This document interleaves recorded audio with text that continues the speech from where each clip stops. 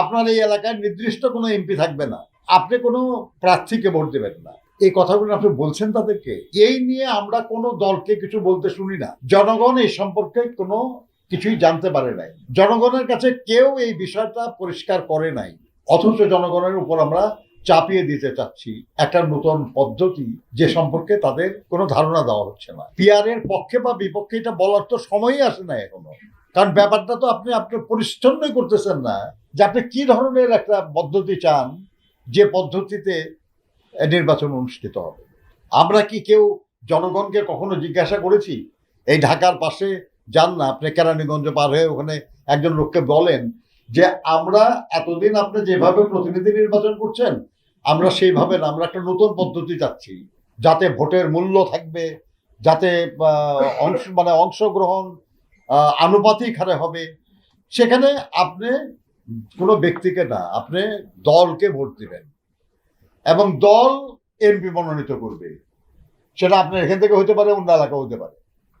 আপনার এই এলাকায় নির্দিষ্ট কোনো এমপি থাকবে না, আপনি কোনো প্রার্থীকে ভোট দেবেন না, এই কথাগুলো আপনি বলছেন তাদেরকে, বলে তাদের মতামত চাইছে যে তারা এটাতে রাজি কি রাজি না।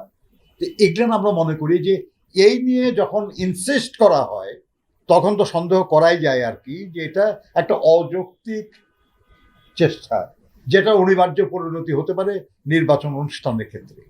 কাজে এই নিয়ে আমরা মনে করি যে যেহেতু এই যে বিষয়টা নিয়ে জুলুম করা হচ্ছে বা জবরদস্তি করা হচ্ছে বা চেষ্টা করা হচ্ছে, যেহেতু এটার ভিত্তিটা দুর্বল, সাধারণ মানুষ এটার প্রাসঙ্গিক না, এর মধ্যে এখন করা হয় নাই, প্রাসঙ্গিক করা হয় নাই, সেহেতু এটা নিয়ে খুব বেশি ঝামেলা হবে বলে আমরা মনে করি না আর কি। একটা সময়ে যা দেখা যাবে এটা বন্ধ হয়ে গেছে।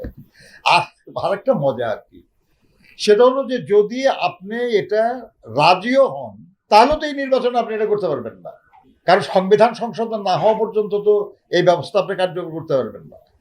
আর সংবিধান সংশোধন করার ক্ষমতা তো সংসদের, কাজে করতে হলেও তো আপনার এর পরে নির্বাচনের প্রশ্ন আসবে, তাই না? সেই জন্য আমরা মনে করি যে সেটা হলো যে থাকতেই পারে, আপনি যে কোনো রাজনৈতিক দলের যে কোনো রাজনৈতিক নেতার কোনো চিন্তা ভাবনা থাকতে পারে, হতে পারে সেটা খুবই ভালো, হতে পারে যুগান্তকারী, কোনো সন্দেহ নাই। কিন্তু প্রশ্ন সেটা হলো যে কোনো প্রস্তাব ভালো হোক আর যাই মন্দ হোক, বিজ্ঞ মানুষ বলুক আর আমাদের মতো মূর্খ মানুষ বলুক, যে পর্যন্ত না এটা জনগণের কাছে গ্রহণযোগ্য হয়েছে এ পর্যন্ত সেটা জনগণের জন্য কার্যকর হতে পারে না, হওয়া উচিত না।